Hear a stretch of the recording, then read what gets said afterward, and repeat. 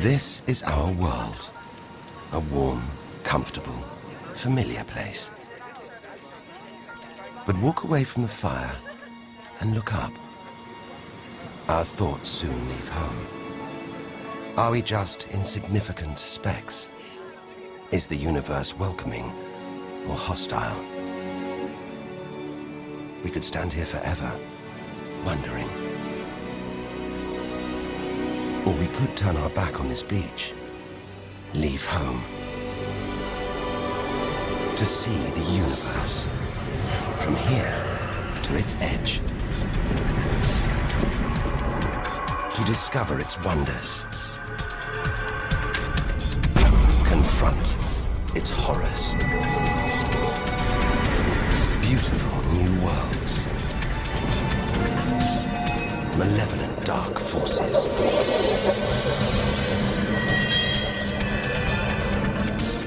The beginning of time. The end of the world.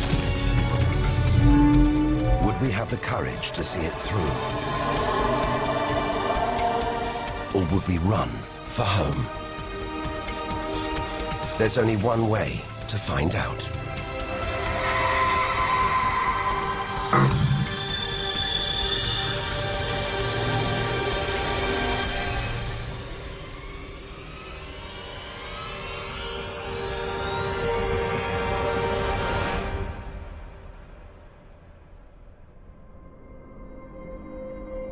The edge of space. Only 100 kilometers up, just an hour's drive from home.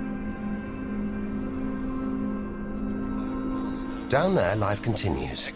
The traffic keeps moving, stocks go on trading, and Star Trek is still showing. Looks favorable enough at this point that the race should go. The Blue Jays will be without starter Jim Clancy for a couple of weeks. He's having problems this morning. Order! Will the honourable gentleman resume his seat? Mr. Ashdown. But we have to leave all this behind. To dip our toe into the vast, dark ocean beyond.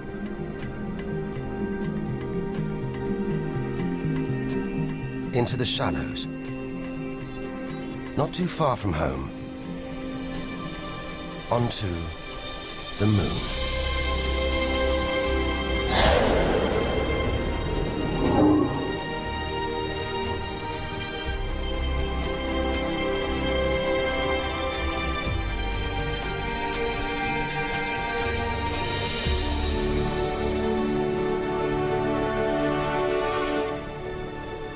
Dozens of astronauts have come this way before us. 12 of them have walked on the moon itself. Just over 400,000 kilometers from home, 3 days in a spacecraft. So close, it's as if we've barely left home. Familiar, safe, within sight of Earth.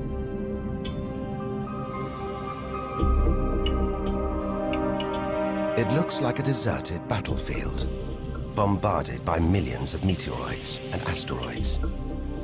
But it's quieter now. It's obvious there've been no major collisions for millions of years.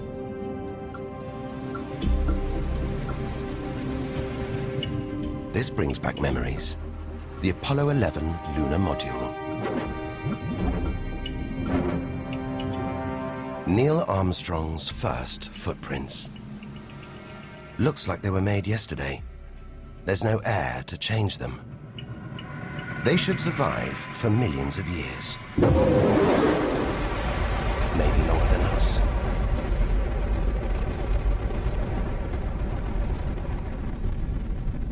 Our time is limited. We need to take our own giant leap. Further than any human has ever traveled.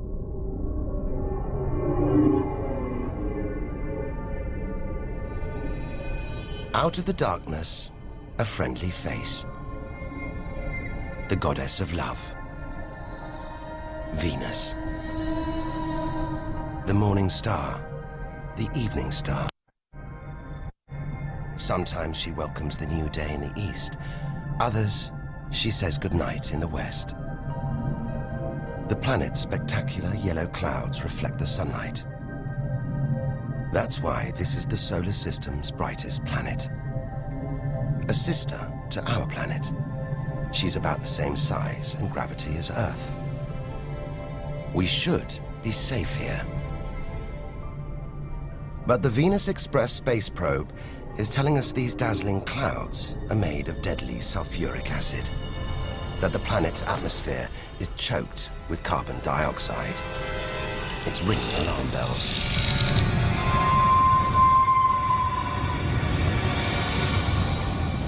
Venus is one angry goddess. The air is noxious, the pressure unbearable, and it's hot, approaching 500 degrees Celsius. Stay too long, and we'd be corroded, suffocated, crushed, and baked.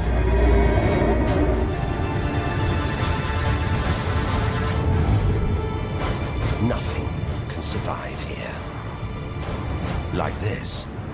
It's a Soviet Venera robotic probe. Its heavy armor's being wrecked by the extreme atmosphere.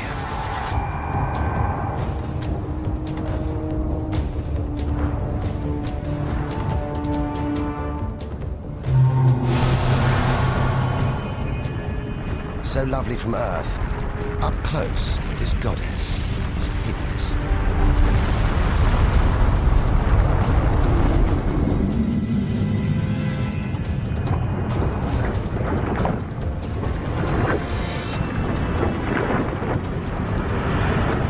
She's the sister from hell, pockmarked by thousands of volcanoes.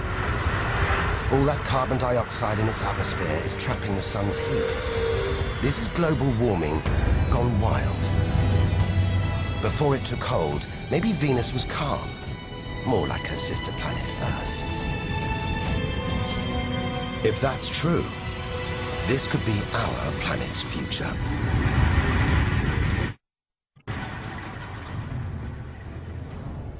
Beginning to think we shouldn't be out here, that we should turn back. But there's something hypnotic about the sun. Like Medusa, too terrible to look at, too powerful to resist, luring us onwards. On, like a moth to a flame. Dwarfed by, scorched by the sun, it's Mercury. Get too close to the sun, this is what happens. Temperatures swing wildly here. At night, it's minus 170 degrees. Come midday, it's 400 plus. Burnt, frozen, and look at those scars. A sign that Mercury had a violent past. The Messenger space probe. It's telling us something strange. For its size, this little planet has a powerful gravitational pull. It must be heavier than it looks. It's like a huge ball of iron, covered with a thin veneer of rock, the core of what was once a much larger planet. Maybe a stray planet slammed into Mercury, blasting away its outer layers in a deadly game of cosmic pinball. Whole planets on the loose, destroying anything in their path, even entire planets. And we're in the middle of it. Vulnerable, exposed, small. Everything is telling us to turn back. But who could defy this? The sun, in all its mesmerizing splendor. Our light, our lives. Everything we do is controlled by the sun, depends on it. And more than that, it's the Greek god Helios driving his chariot across the sky. The Egyptian god Ra, reborn every day. The summer solstice sun rising at Stonehenge. For millions of years, this was as close as it got to staring into the face of God. 150 million kilometers from home, a 20-year journey by plane. Switch it off, and it's so far away, we wouldn't know about it for a whole 8 minutes. It's so big, you could fit 1 million Earths inside it. So heavy, its gravity controls the entire solar system.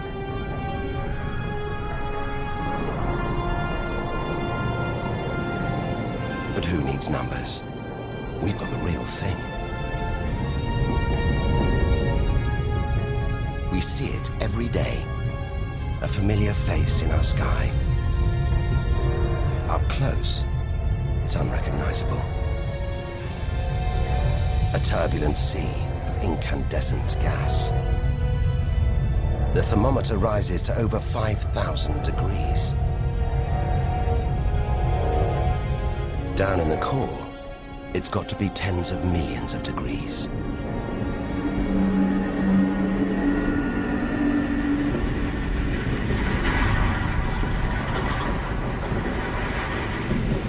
Hot enough to trigger a nuclear reaction, turning millions of tons of matter into energy every second.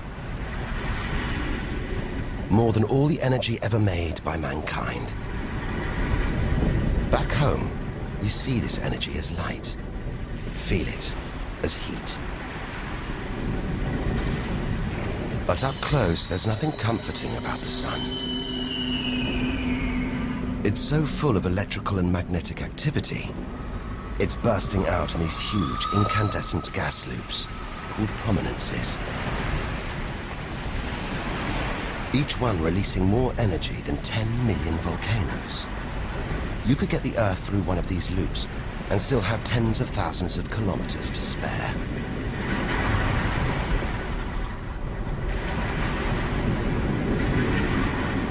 And where they burst through, it's exposing the cooler layers below, making sunspots. They're a fraction cooler than their surroundings. It's why they look black, but they're still hotter than anything on Earth. And they're massive, too. Some of these are at least 50,000 kilometers across. A solar flare. A superheated stream of electrified gas blasting deadly radiation out into space. But one day, all this will stop. The sun's fuel will be spent.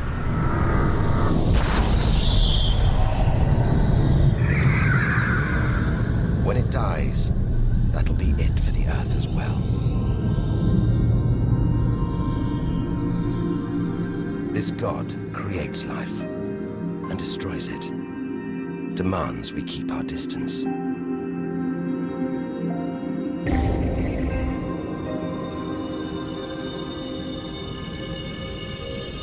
This comet has strayed too close. It's being boiled away by the sun's heat, creating a tail that stretches for millions of kilometers.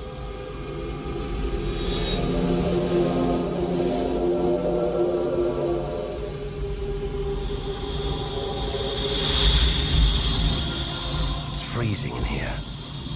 There's no doubt where this comet's come from. The icy wastes of deep space. But look at all this steam, the geysers and dust. It's the sun again, melting the comet's frozen heart. A kind of vast, dirty snowball, covered in grimy tar. Tiny grains of what looks like organic material, preserved on ice since, well, who knows when. Maybe even the beginning of the solar system. Say a comet like this crashed into the young Earth billions of years ago. Maybe it delivered organic material and water, the raw ingredients of life. It may have even sown the seeds of life on Earth that evolved into you and me.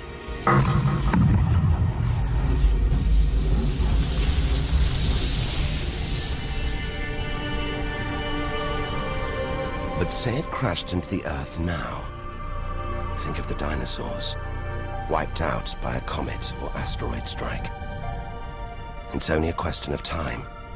Eventually, one day, unless we can find a way to protect ourselves, we'll go the way of the dinosaurs. The Earth is safe. For now.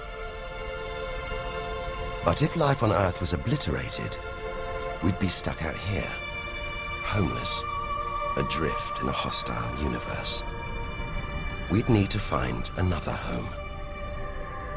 Among the millions, billions of planets, there must be one that's not too hot, not too cold, with air, sunlight, water, where, like Goldilocks, we could comfortably live.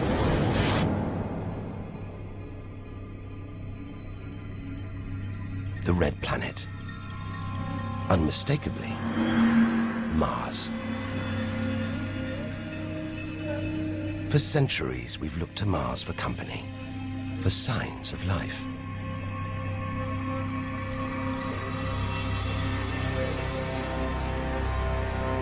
Somewhere down there could be extraterrestrial life. But are we ready to find it? Ready to rewrite the history books, to tear up the science books, to turn our world upside down? What happens next could change everything.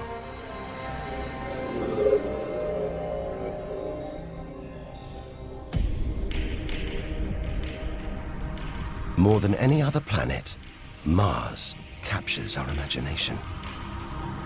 Think of sci-fi films, comics. What follows? Martians. It's all just fiction, right? But what if there really is something here? If there is, it's living on a dead planet. The processes that make Earth habitable shut down hundreds of millions of years ago here. Red and dead. Mars is a giant fossil.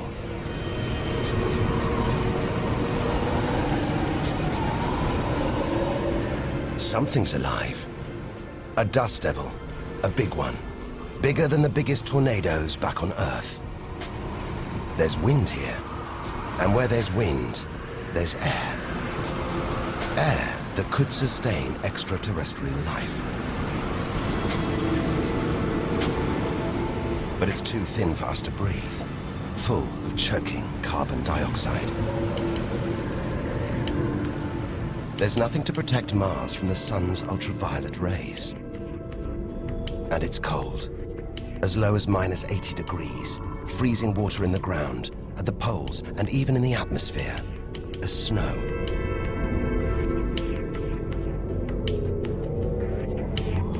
It's hard to believe anything could live here. But on Earth, there are creatures that survive in extreme cold, heat, and even in the deepest ocean trenches. It's as though life is a virus. It adapts, spreads.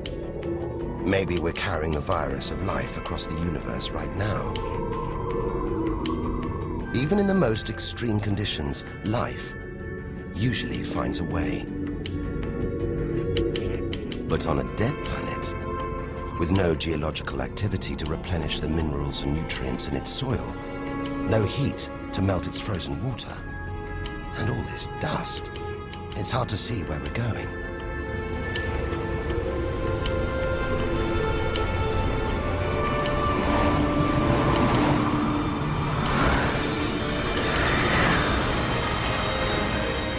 But we can't miss this.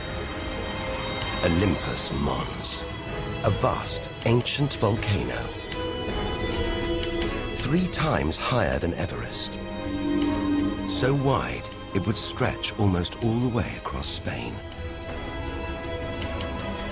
Since its discovery in the 1970s, it's been declared extinct.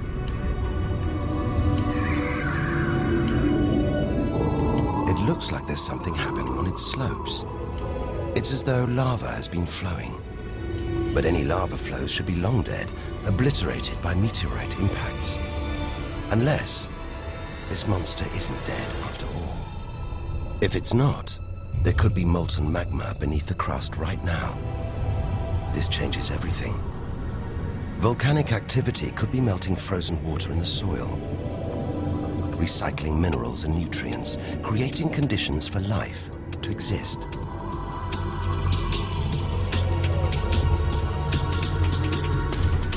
This makes the Grand Canyon look like a crack in the pavement. It goes on and on. So far, it would stretch all the way across North America. But look, signs of activity, erosion, and what looks like dried up riverbeds on the canyon floor. Maybe volcanic activity melted ice in the soil, sending water flowing through this vast canyon. Activity that we now know could still be melting ice, creating water. And where there's water, there could be life. If we can find running water, there's a chance we could find living creatures. Trundling across this desolate landscape, the NASA rover Opportunity. It's finding evidence that these barren plains were once ancient lakes or oceans that could have harbored life.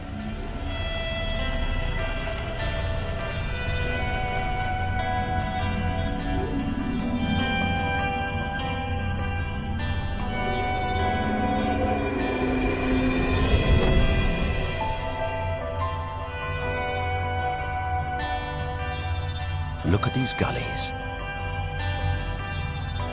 When probes orbiting Mars pass over them, they keep spotting new ones.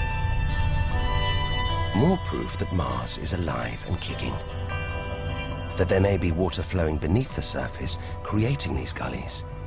Water which could be sustaining Martian life.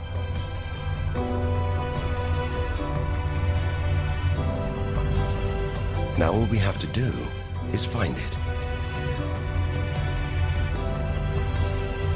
Unless we've already found it. Not on Mars, but on Earth. There's one theory that has life starting here before moving to Earth. The idea is that an asteroid impact blasted fragments of Mars, complete with tiny microbes, out into space and onto the young Earth, where they sowed the seeds of life itself. No wonder we find Mars fascinating. It could be our ancestral home. If it's true, it means we're all Martians. The Mars we thought we knew is gone, replaced by this new, active, changing planet. And if we don't know Mars, possibly the solar system's most studied planet, what else don't we know? There must be other secrets out there, waiting to be discovered.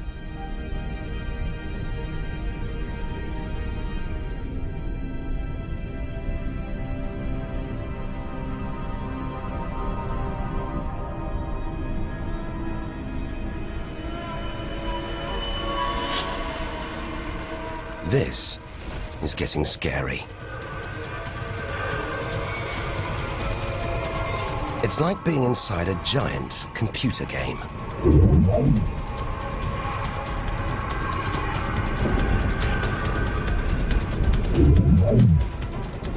But these are all too real. Asteroids, some of them hundreds of kilometers wide. This one must be about 30 kilometers long. And look, perched on it, a space probe. Can't have been easy parking on an asteroid traveling at 80,000 kilometers an hour.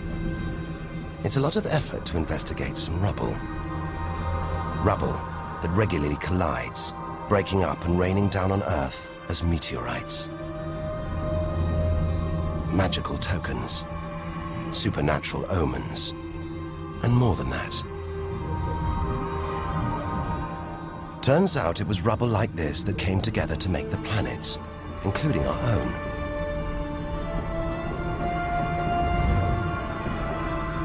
So by dating the meteorites we find on Earth, we know the planets were born 4.5 billion years ago. These are the birth certificates of our solar system, of our planet. But for some reason, these rocks didn't form into a planet. Something must have stopped them. Something powerful. At least 1,000 times bigger than Earth. So vast, you could fit all the other planets inside it. Something this big is going to have a major effect on its neighbors. Its gravity is stopping the asteroids from forming a planet. And just look at it. It's stunning. But up close, maybe things aren't quite what they seem. This huge planet is almost all gas. Land here, and we'd sink through its layers, maybe never hitting a solid surface. And Jupiter's good looks, the product of extreme violence. It's spinning at a huge rate, whipping up winds to hundreds of kilometers an hour, contorting the clouds into stripes, eddies, whirlpools. And this, the legendary Great Red Spot. The biggest, most violent storm in the solar system. At least 3 times the size of Earth. It's been raging for over 300 years. All those churning clouds have sparked an electrical storm. Just one bolt is 10,000 times more intense than any at home.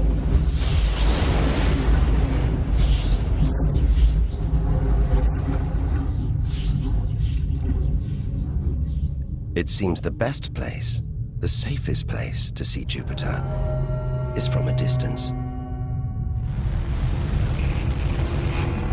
That's just beautiful, dancing round the poles like the aurora back home. But the Geiger counter is going wild. It seems even these are deadly, generated by lethal radiation pulled from space by Jupiter's powerful magnetic field. We're beginning to realize out here, nothing is what it seems. The universe is full of contradictions, deceptions, traps. Right now, we need a safe haven, somewhere to find our feet, catch our breath. Maybe this, the multicolored moon Io, is it?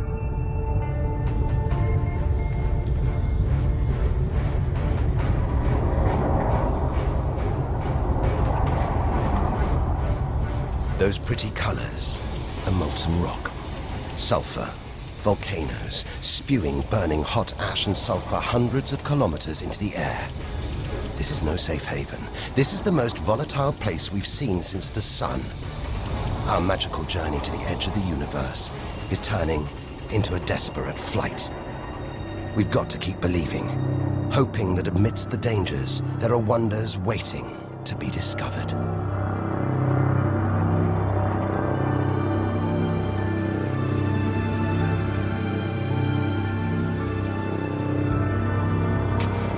$650 million kilometers from home.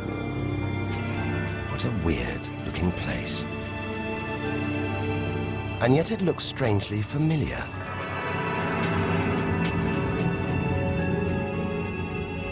A bit like the Arctic with all that ice, all those ridges and cracks.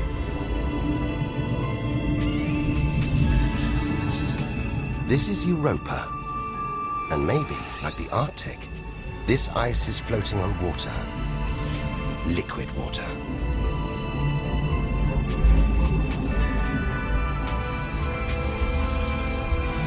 It's an intriguing thought.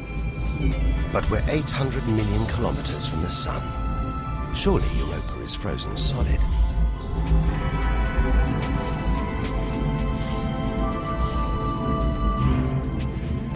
Unless Jupiter's gravity is creating friction deep inside, stopping Europa from freezing solid, allowing life to develop in the waters beneath its frozen crust. We might be meters away from aliens, from a whole ecosystem of microbes, crustaceans, maybe even squid. The only thing between us and the possibility of alien life, this layer of ice. But until we send a spacecraft to drill through the ice, Europa will remain one of the solar system's greatest mysteries.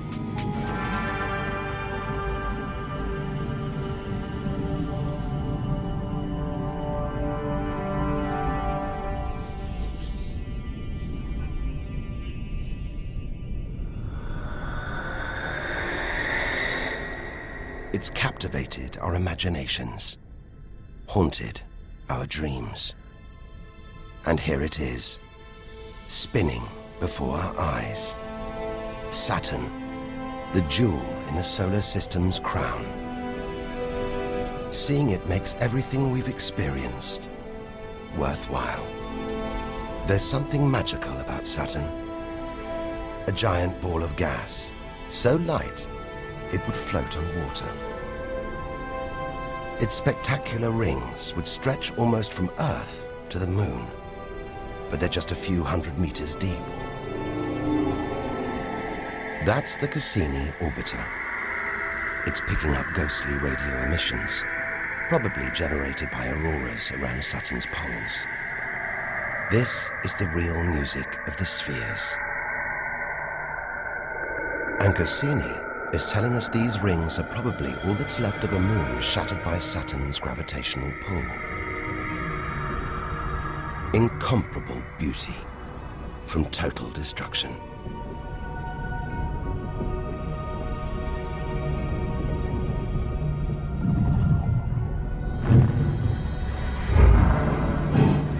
Billions of shards of ice, some as small as ice cubes, others the size of houses. They collide, break apart, reassemble.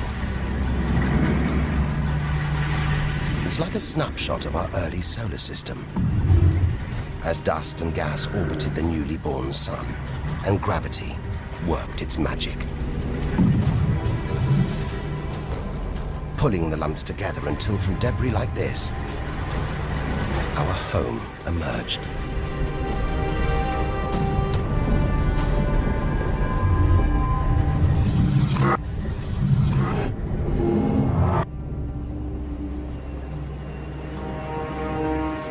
We could stay here forever, gazing at Saturn's seductive allure. But we have to drag ourselves away. We've got so much further to go, so much more to learn.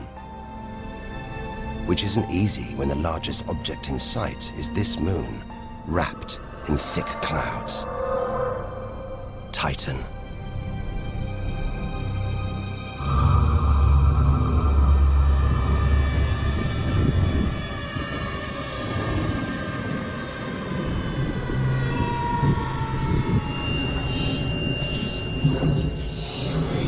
It seems like there's an atmosphere down here. There's wind, rain, even seasons. And look at these rivers, lakes and oceans. It's the most similar place to Earth we've seen so far. Maybe it was worth tearing ourselves away from Saturn after all. Except that's not water. That's liquid natural gas. There must be hundreds of times more natural gas here than all the Earth's oil and gas reserves. If we could get it home, it could power our cities, fuel our cars for thousands of years. Or maybe, one day, we could use it here to fuel a colony. Assuming there isn't life on Titan already. The Huygens space probe, dropped onto Titan's surface from Cassini, is here to find out. It's telling us there are organic materials in the soil, but it's so cold, minus 180 degrees. There's no way these could come together to form life. Unless Titan warms up. The sun is predicted to get hotter. When it does, maybe life will spring up here, just like it did on Earth billions of years ago. As the Earth gets too hot for us, maybe we'll move to Titan. One day we might call this distant place home.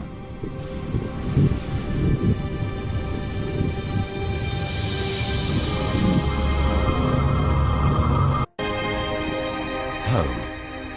We're at least 1 billion kilometers away now. Beyond this point, we lose visual contact with the Earth. We're standing on a cliff, looking out into the solar system's mysterious outer reaches. If we want to understand the universe, to reach its edge, we have to jump.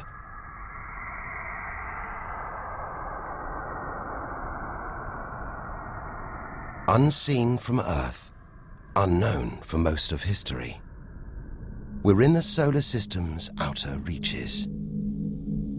It's like diving down into the deep ocean.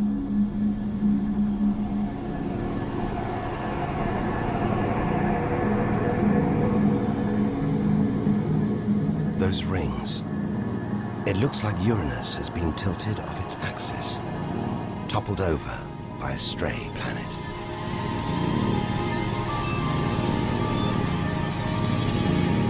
It's eerie out here. Already beginning to feel small, lonely. Maybe this is how we'll feel, what we'll find at the edge of the universe. But we've barely left the shore. Shrink the Earth down to the size of a pea. We've traveled less than 2 kilometers. But to reach the edge of the solar system, we've got to travel another 20,000 kilometers. Out of the deep, another strange beast. The god of the sea, Neptune. This giant is swathed in methane gas. And look, a storm the size of Earth, whipped up by savage 1,500-kilometer-an-hour winds. Back home, it's the sun that drives the wind, but Neptune's too far away. Something else must be creating these ferocious winds, but nobody knows what. Our solar system is huge. It's alarming how little we really know about it.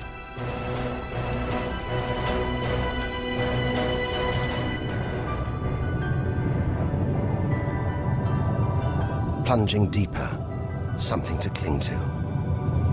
After all those balls of gas, a solid moon. Triton. Solid, but not stable. Just look at these geysers, cosmic chimneys pumping out strange soot. And this moon is going round Neptune in the opposite direction to the planet's spin. A cosmic battle of wills that this angry moon is always going to lose. Neptune's massive gravity is pulling on Triton, slowing it down, reeling it in.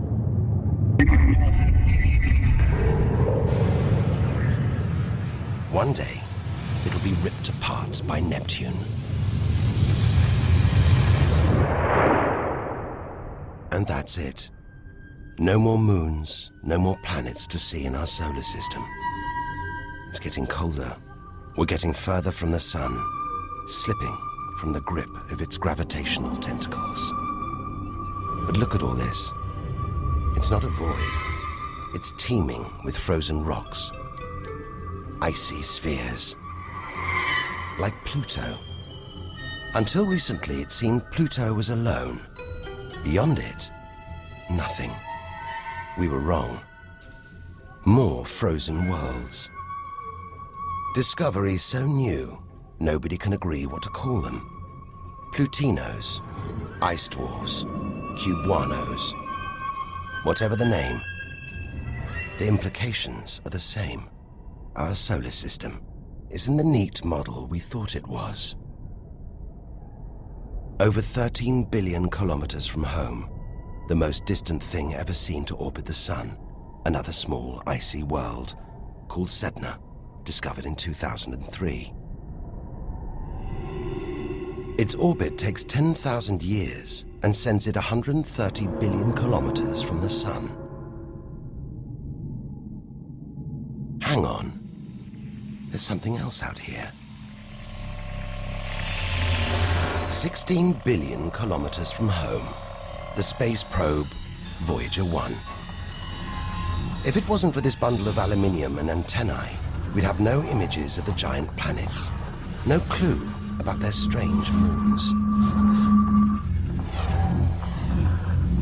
It's traveling 20 times faster than a bullet, sending messages home.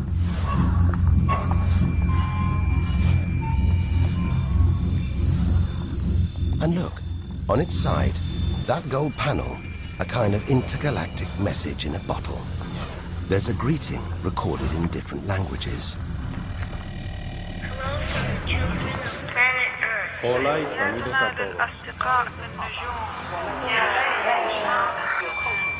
And a map showing how to find our solar system. But if you're in the jungle, is it wise to call out? Anyone, anything could hear our call, find out where we live, and come knocking. Friendly or not. A cloud of cosmic icebergs stretching for what seems like forever. They look like the comet we saw earlier. Maybe it started life out here, until something dislodged it, sending it towards the sun, just like the comets that may have planted life on Earth billions of years ago. And seeing all this ice, maybe they carried water to Earth too. It's an astonishing thought. The water in the oceans, in your coffee, even in your body, all from this distant celestial ice machine.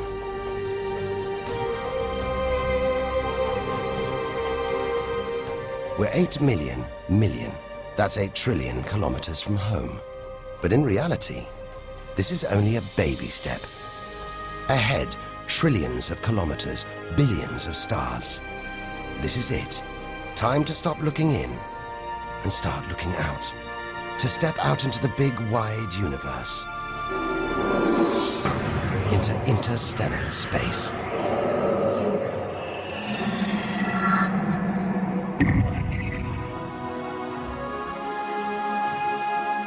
Interstellar space. Far beyond our solar system. What a view. Billions of stars like our own sun, many with planets, many of those with moons.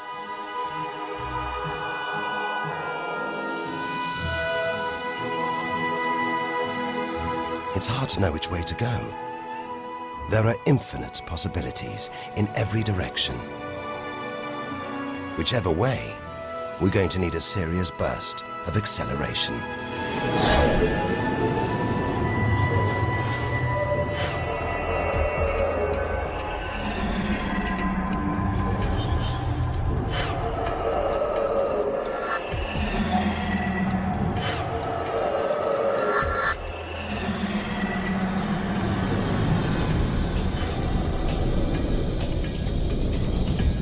$40 trillion kilometers from home. 150,000-year ride in a space shuttle. And we've only just reached the first solar system after our own. Alpha Centauri. Not one, but 3 stars. They're spinning around each other, locked in a celestial standoff. Each star's gravity attracting the other, their insane orbital speed keeping them apart.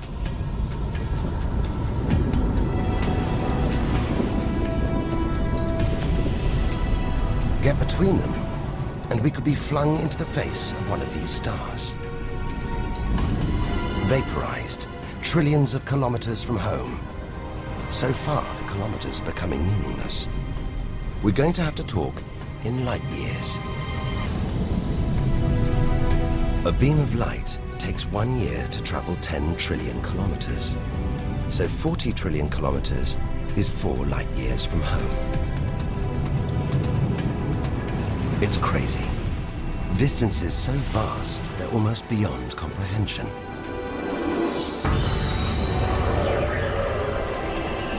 And exciting. Who knows what strange worlds lie ahead? What we'll discover when, if we reach the edge of the universe.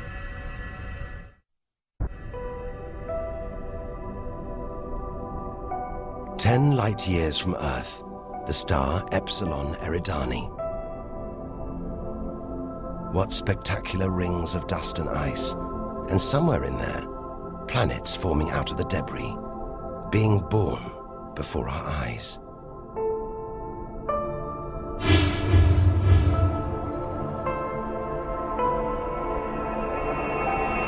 Asteroids and comets everywhere.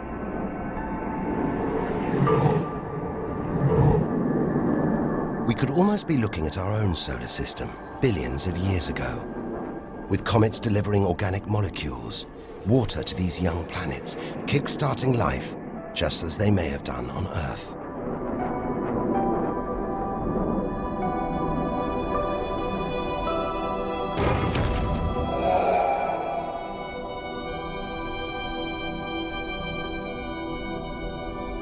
At the center of all this action, a star smaller than our sun. It's still in its infancy. Any life in this solar system would be primitive at best.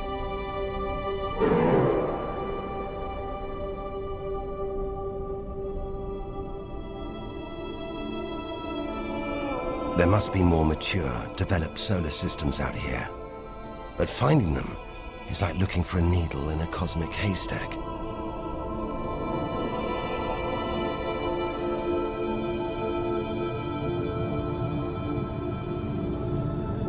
"20 light years from Earth. Star Gliese 581.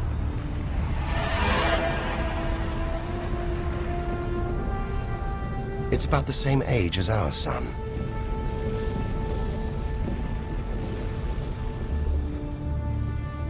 And orbiting it, this planet. It's just the right distance from its sun. Any closer and water would boil away. Any further and it would freeze. Ideal conditions for life to have evolved.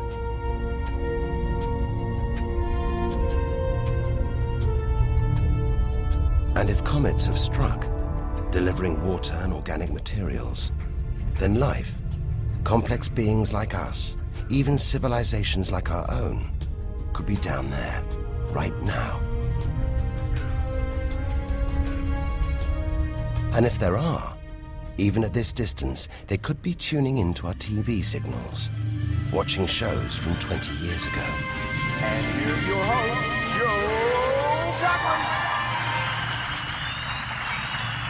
But until future generations can find a way of communicating over these vast distances, all we can do is speculate.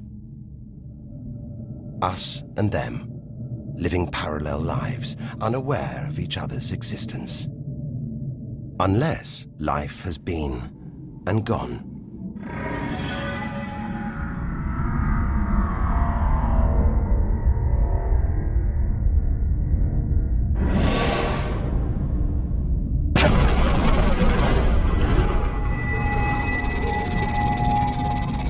That's the problem with comets. They're creators and destroyers. As the dinosaurs found out the hard way 65 million years ago. This is the needle in the cosmic haystack, the closest we've come to a habitable solar system like our own. But it's a chance encounter. There could be hundreds, millions more solar systems like this out here. Or none at all.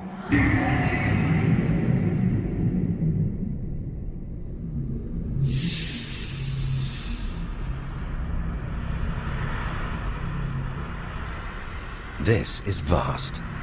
And look, it's the planet Bellerophon.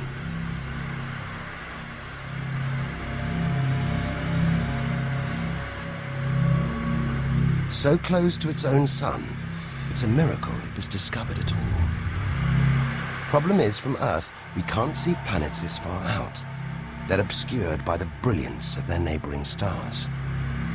But the planets have a minute gravitational pull on those stars. Measure these tiny movements trillions of kilometers away, and we can prove they exist.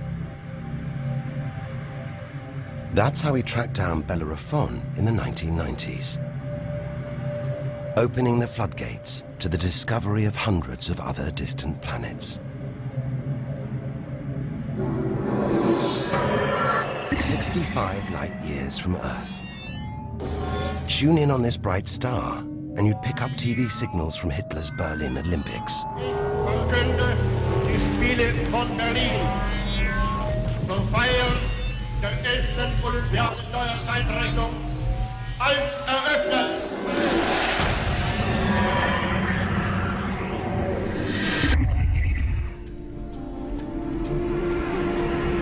Twin stars. It's Algol, the demon star, feared since ancient times on account of its sinister behavior. From Earth, it appears to blink as one star passes in front of the other. Up close, it's even stranger. One star has expanded into the gravitational pull of the other. It's being sucked towards it. Almost 100 light years from home. Listen. One of the first ever radio broadcasts. Just a faint whisper. We'd appreciate it if anyone hearing this broadcast would communicate with us. We are very anxious to know how far the broadcast is reaching. And then silence. From here on out, it's as if Earth never existed. Any aliens living beyond here will have no idea we're there. It feels like a lifetime ago we stood on that beach, looking up at the sky, wondering where and how we fitted in. It's time to appreciate the wonders we're seeing, not just for what they tell us about our own world. It's what they can tell us about the whole universe, its past and its future.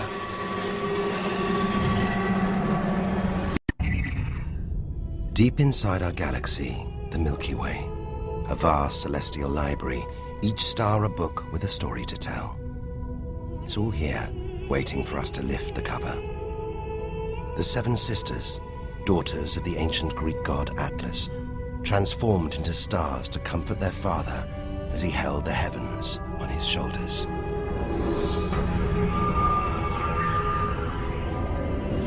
And this giant, Betelgeuse. The brightest, biggest star we've seen so far. It's got to be at least 600 times wider than our own sun.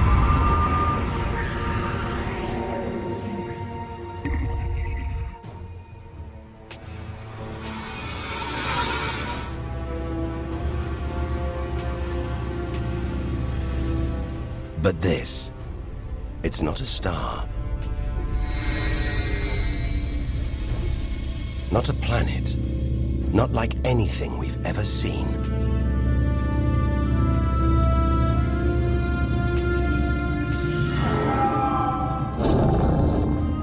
A ghostly spectre, more than 1,300 light years from Earth. Orion's dark cloud. Dust and gas, so dense it's shrouding us, shutting us off from the universe outside. There, deep inside, a ball of light, pulling the dust and gas towards it, heating up, merging into a ball of burning, hot gas. Like a star, like our sun, in miniature. It's millions of degrees inside it. So hot, it's beginning to trigger nuclear reactions, the kind that keep our sun shining. Making energy, radiation, light. A star is being born.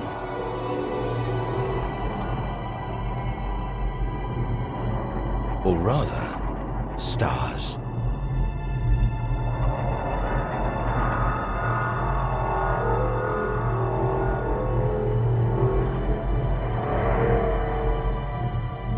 Orion's dark cloud is a vast star factory.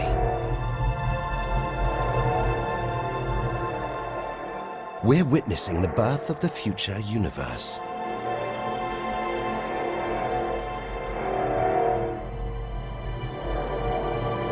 We've come to expect hostile horrors, but we're discovering one of the universe's greatest creative wonders: star birth.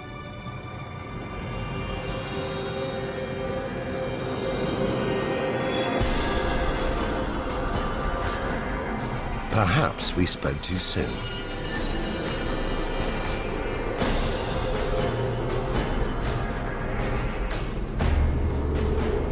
Jets of gas, exploding outwards at 200,000 kilometers an hour, blasting dust and gas out for millions of kilometers.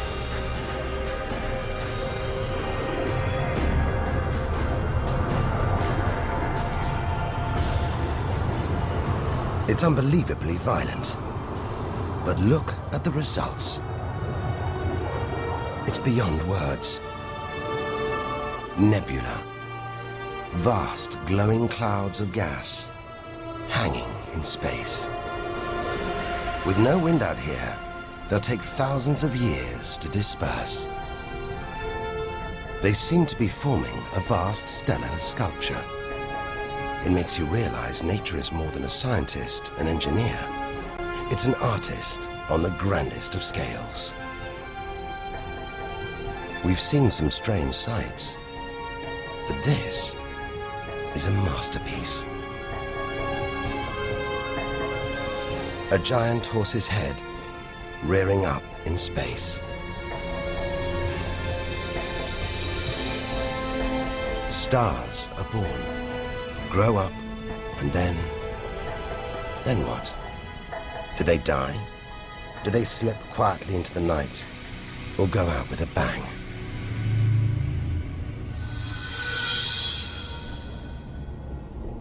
Somewhere between here and the edge of the universe lies the answer. Nearly 4,000 light-years further, luminous clouds suspended in space, encircling what was once a star like our own sun. All that's left of it are these brightly colored gases. Elements formed by nuclear fusion deep inside the star, released into space on its death. Green and violet, hydrogen and helium, the raw materials of the universe.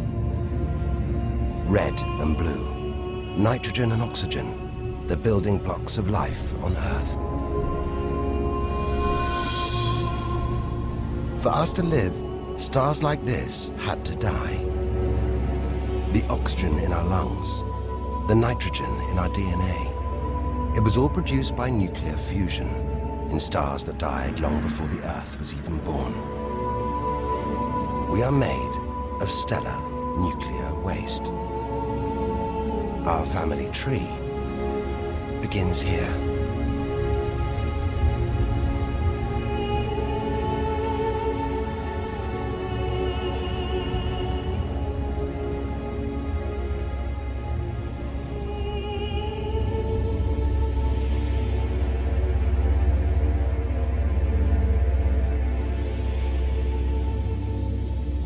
At its heart, the ghost of a star. It's a white dwarf. White, hot, small, but unbelievably dense. In the star's dying moments, its atoms fused and squeezed together, making it so dense that just a teaspoon of this white dwarf would weigh 1 ton.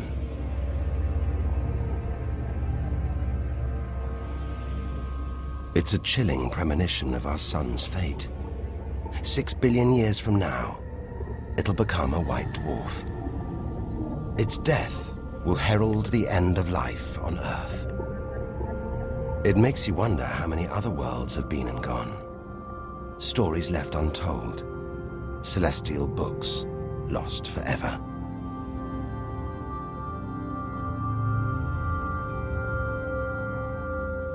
But the greatest story of them all is still to be told. we must go back through time to the very first chapter to tell the story of how the universe began.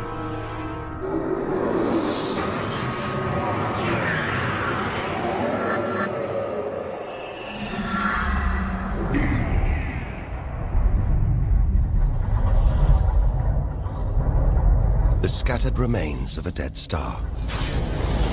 A nebula, the Crab Nebula. We're 6,000 light years from home, deep inside a stellar graveyard. We've learned so much, seen things we'd never have believed possible. Now, sights like this, wonders once beyond imagination, we take in our stride. We're ready.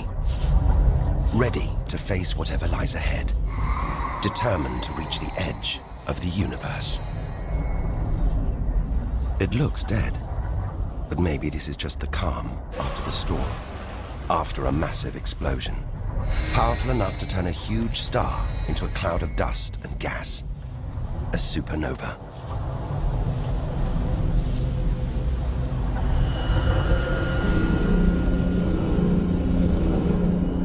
The eye of the storm, a spinning, pulsating star, a pulsar.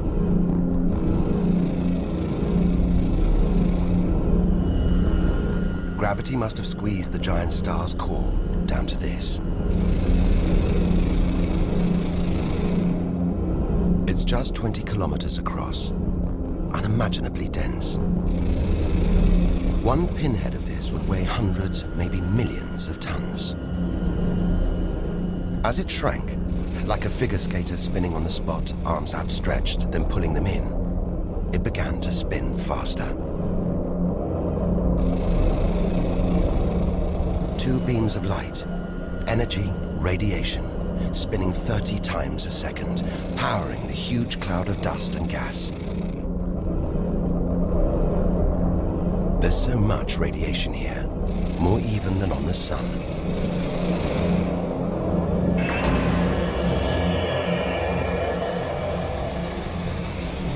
That was easily the deadliest thing we've encountered so far.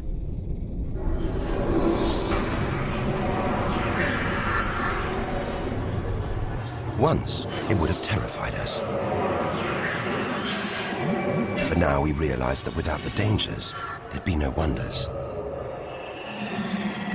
Without the nightmares, there'd be no dreams.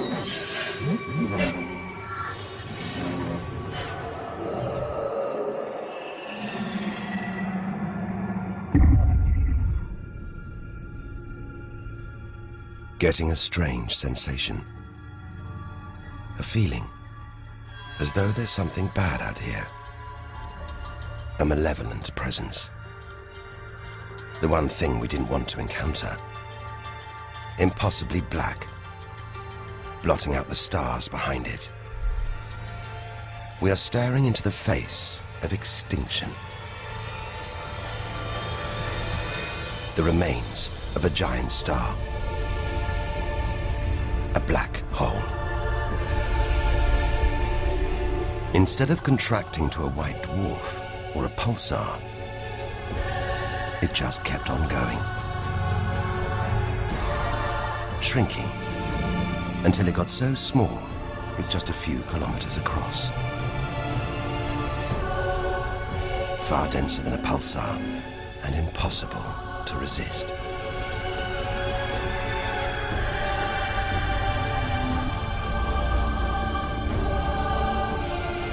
Stray too close, and there's no turning back. Now we know why it's a black hole. Its gravity is so intense, not even light can escape. This asteroid, it's a lump of solid rock, but it's actually stretching, being dragged towards the gaping hole. Inside, there's no matter as we know it. No time, no space. All the rules of physics collapse.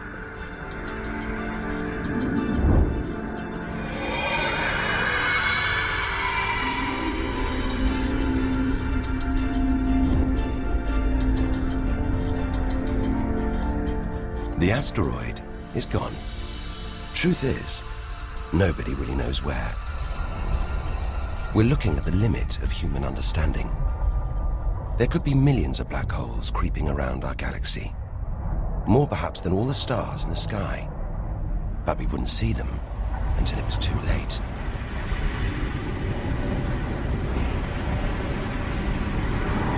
Like this star, spiraling, disappearing down an invisible plug hole.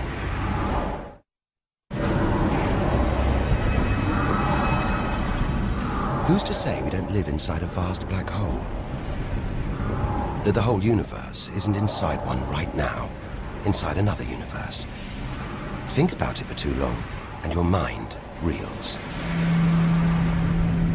Sometimes it feels like the more we see, the less we know. But we do know our galaxy is more complex and more dangerous than we ever imagined. And we're still in our own galaxy, the Milky Way. The vastness of the universe beyond still lies ahead. The wonders, the dangers, the secrets, they're out there. But first, we've got to find a way out of the Milky Way.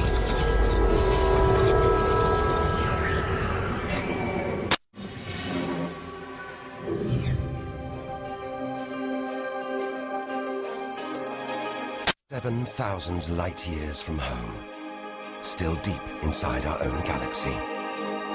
It's as though we're in a forest thick with trees, each so beautiful, so fascinating. It's impossible to look beyond, to see the bigger picture. We have to find a way through, reach the clearing at the galaxy's edge. Only then can we begin to understand where it and we all began. But faced with sights like this, it's hard to leave. A colossal glowing cloud topped by these great towers of dust. The pillars of creation. Like a gateway into the far galaxy. Both pillars studded with tiny protrusions. Embryonic star systems. Each one the size of our solar system. Another monument to nature's astonishing creativity. We have to ignore its captivating beauty, its siren song, tear ourselves away in order to carry onwards towards the edge of the galaxy.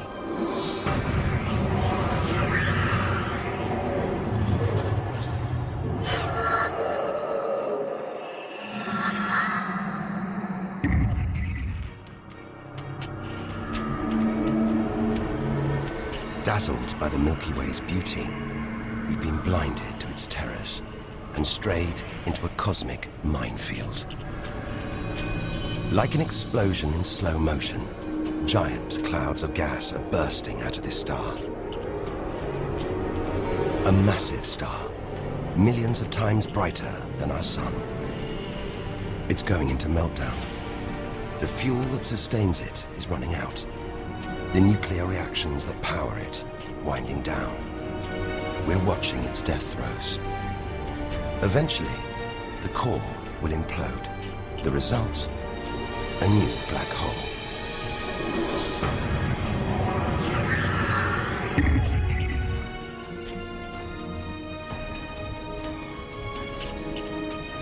An even bigger, dangerously unstable star.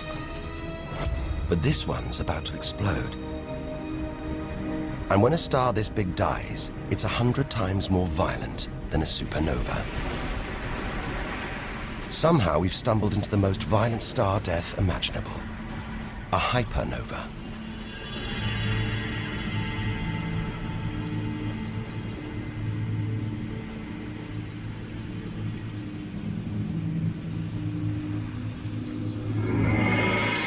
The core's collapsed. It's becoming a black hole.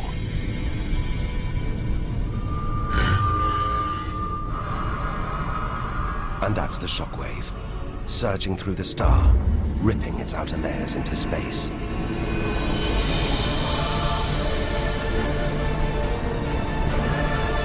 There's lethal radiation everywhere, enough to have a catastrophic effect on any planet unlucky enough to be nearby. When virtually every species on Earth was wiped out 450 million years ago, the culprit may have been one of these. Deadly hypernovas, frozen comets, scorched planets, white dwarfs, red giants, Earth. Tiny drops in a vast pool of white light. Our home galaxy, the Milky Way. We wanted to know where we fit in. Here's our answer.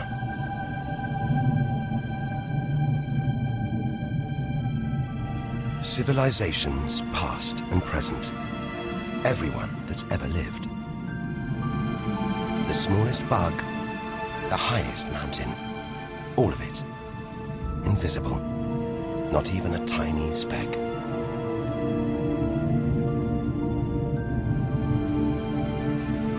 Our home is a minor planet of an insignificant star. If it disappeared right now, who or what would even notice? And yet, so far we found nowhere else we would rather live. Nowhere we could live. It's only now, far from home, that we're beginning to truly appreciate it.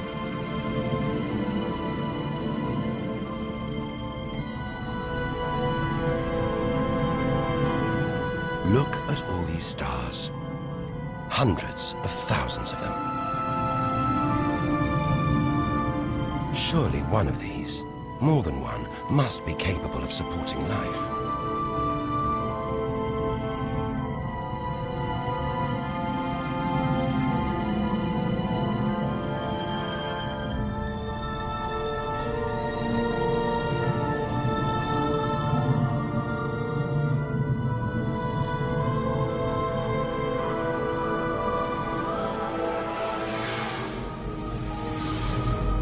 Maybe here, in this swarm of stars, the Great Cluster. Back in the 1970s, astronomers sent a message in this direction, detailing the structure of our DNA and our solar system's location. But it's so far from home, the message won't arrive for at least another 25,000 years. We haven't found alien life yet. But neither have we found any reason to believe it isn't out here, somewhere. There's an equation, devised to estimate the number of other advanced civilizations. Crunch the numbers, and the result is shocking. There could be millions of civilizations, just in our own galaxy.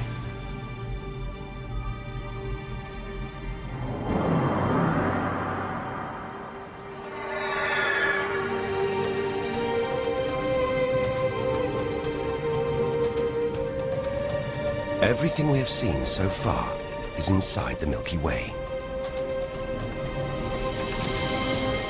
Now here's our chance to see other galaxies, to glimpse the even bigger picture, and perhaps to answer the ultimate question: where does all this come from?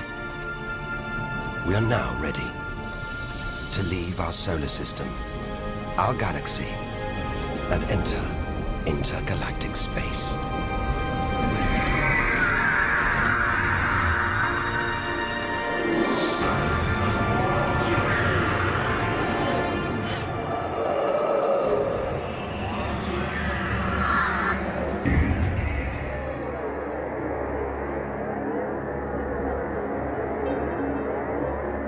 Beyond the Milky Way, through the vast expanse between galaxies, against all the odds, we've made it to intergalactic space.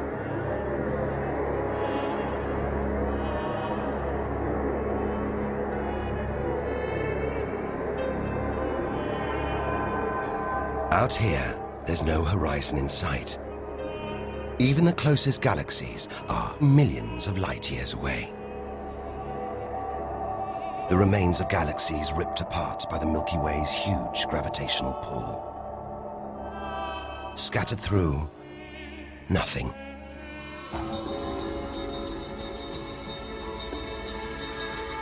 This is as close as the universe gets to a perfect vacuum. But even this isn't totally empty. There are thin wisps of gas, fine traces of dust, and something else. Dark matter. So mysterious we can't see it, feel it, taste it, touch it, or even measure it. Yet so common, it could make up over 90% of all the matter in the universe. If dark matter does exist, it means there's no such thing as empty space.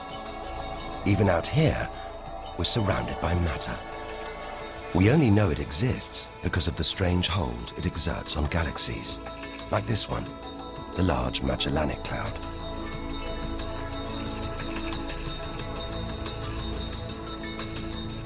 More than 6 billion years into today's fastest spacecraft, 160,000 light years from the Milky Way, at the edge of its gravitational reach.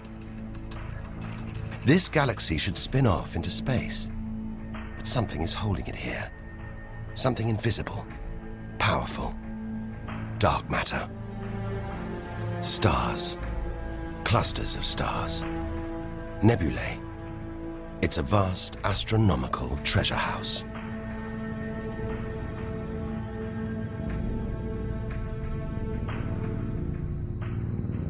But look at this. It's like a string of gleaming pearls. It's a fireball, expanding out from what must have been a massive explosion, a supernova. So bright that when light from the explosion reached the Earth in 1987, it was visible with the naked eye. And so violent, it triggered a string of nuclear reactions, forcing atoms together, creating new elements. Gold, silver, platinum, blasting them out into space.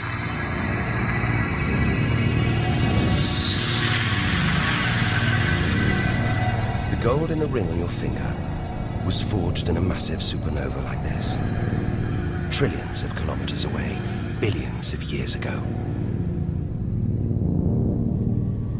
Before we left home, the universe seemed separate. Something out there, up in the sky. We were wrong. The story of the universe is the story of every one of us.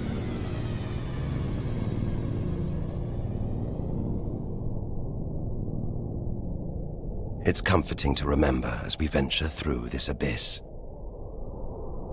Further and further. Faster and faster.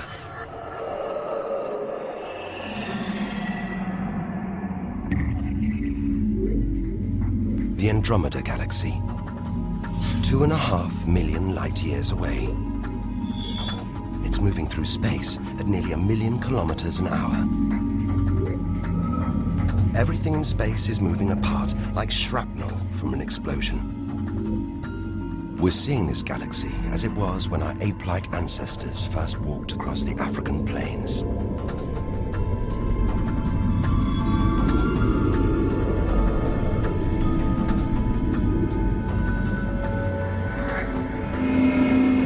We go further through space and further back in time.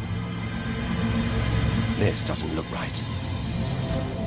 A whole galaxy exploding. The only thing large enough to cause an explosion on this scale has to be another galaxy. It looks like the end of the world, but we've seen enough to know things are never that simple. This galaxy won't die. It'll be reborn. A new shape, perhaps even new stars. As dust and gas collide, creating friction, shockwaves, triggering the birth of stars.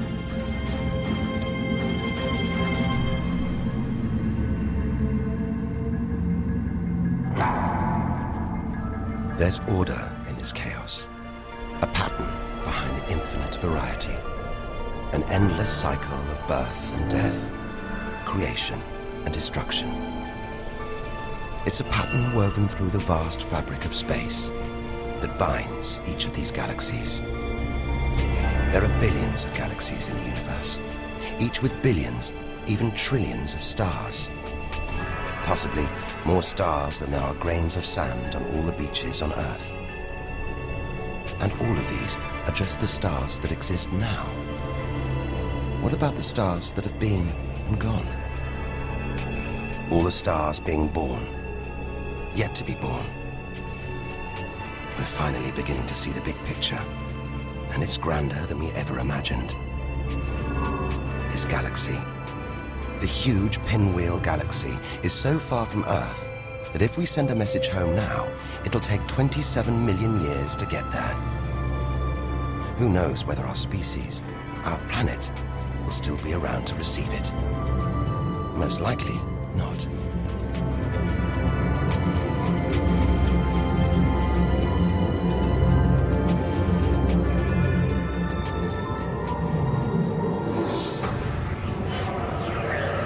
We travel on, back through time. Past the point where the dinosaurs were wiped out. Past the moment where the first creatures clambered onto land.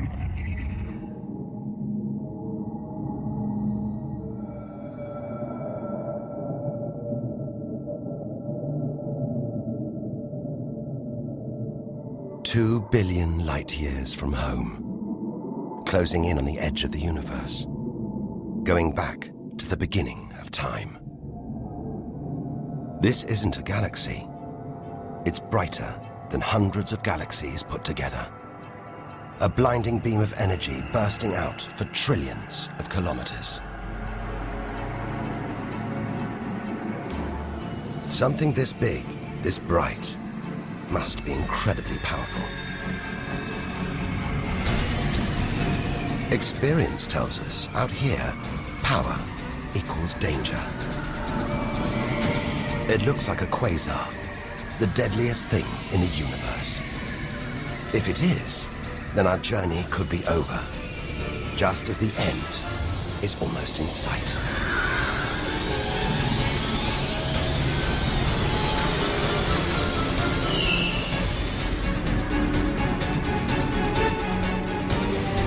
The deadliest, most powerful thing in the universe. A quasar. A swirling cauldron of super-hot gas, brighter than hundreds of galaxies.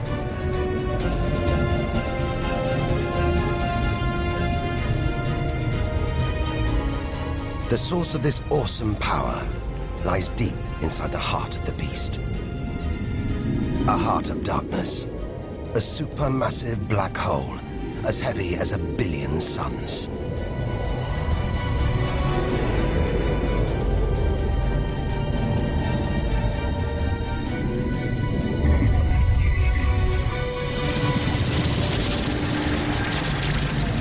It's ripping apart whole stars, sucking their gases into the quasar, devouring them, until they're nothing, lost forever from the visible universe.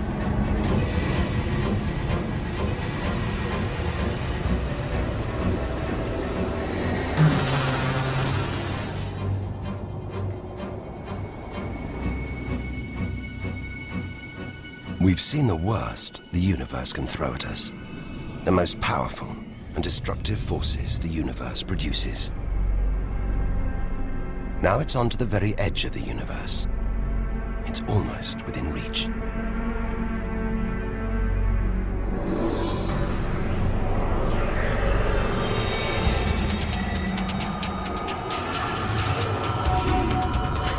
We'll need to go further, go faster if we're to cross the final reaches of the known universe.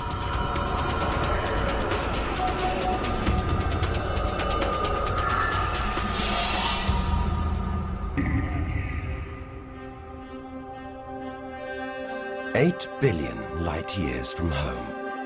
More galaxies. But these look different. Ragged, small, close together. We're so far back in time, we're seeing these galaxies as they were before the Earth was even born. They're still young, still growing. We're getting closer to where and how it all began. 12 billion years ago.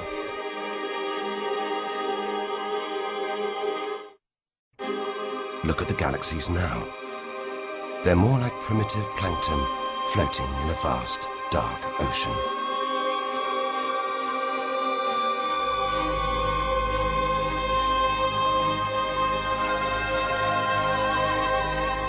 It's magical. Clouds of dust and gas, dancing, forming a shape, merging to make embryonic galaxies. This is how our own galaxy was born.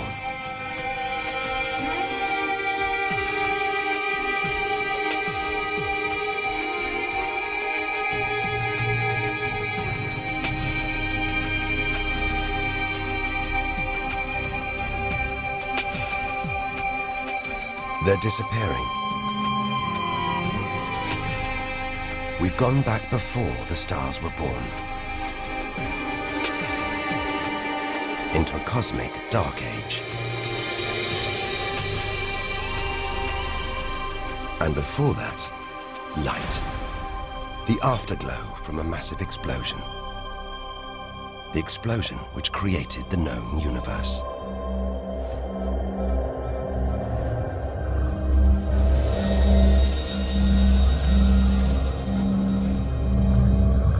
We're almost there.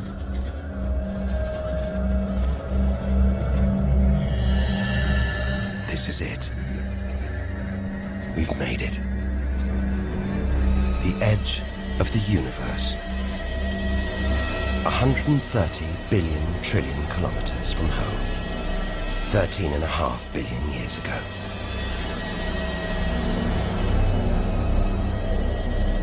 The very instant of the Big Bang.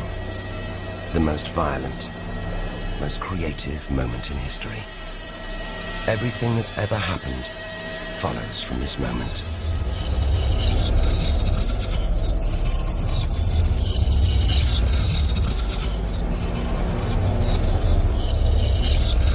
Every religion, every culture has pondered it. But we still don't know what sparked this act of creation, or why.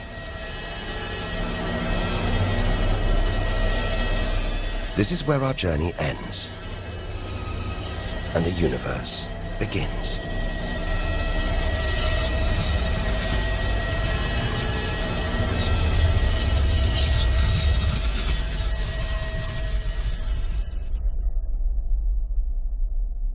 An infinitely hot, small, dense point erupts.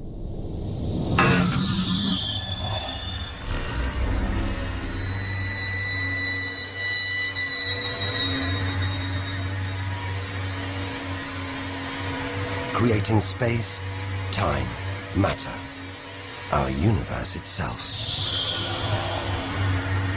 First, it's the size of a subatomic particle. The tiniest fraction of a second later, it's big enough to hold in the palm of your hand.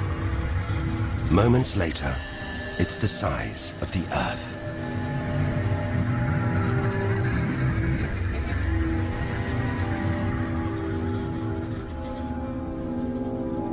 Today, the light from the Big Bang is still spreading out as a hiss of radio static. Your TV aerial picks it up. You can see it as static on an untuned TV.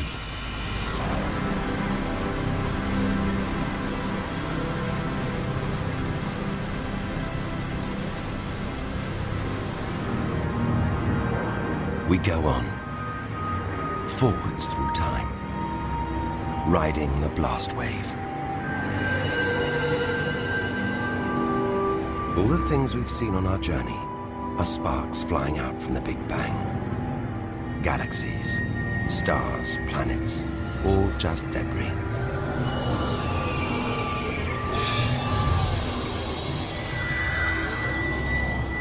through our galaxy.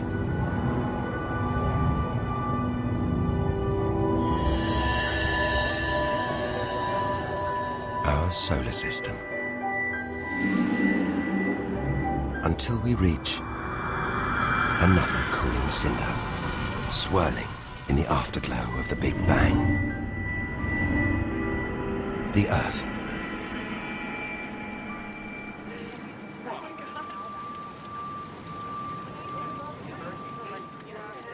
We had to go back to the past to see our future.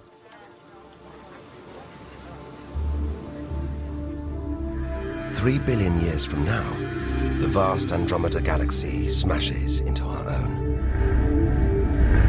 A new galaxy is born. The sun and planets survive, but they've been thrown into a huge looping orbit around the new galaxy.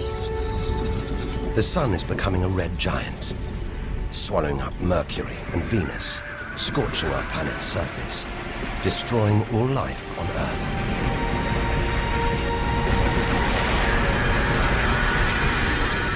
The sun dies, shrinking to a white dwarf. Neighboring stars are dying too, being replaced by white dwarfs, pulsars, black holes.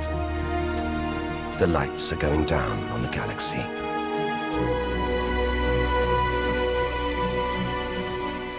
Since the Big Bang, the universe has been fading, dying, not with a bang, but with a long, drawn-out whimper.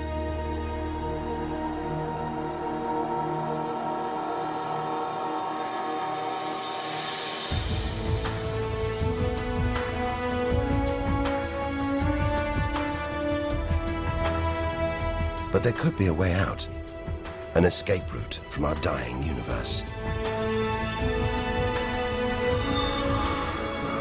It might be possible for our distant descendants to find a shortcut through space and time, a wormhole.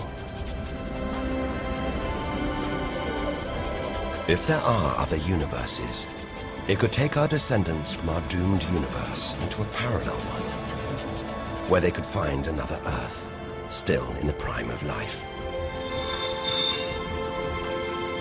If they're lucky enough, they will live on in a new universe. A new home.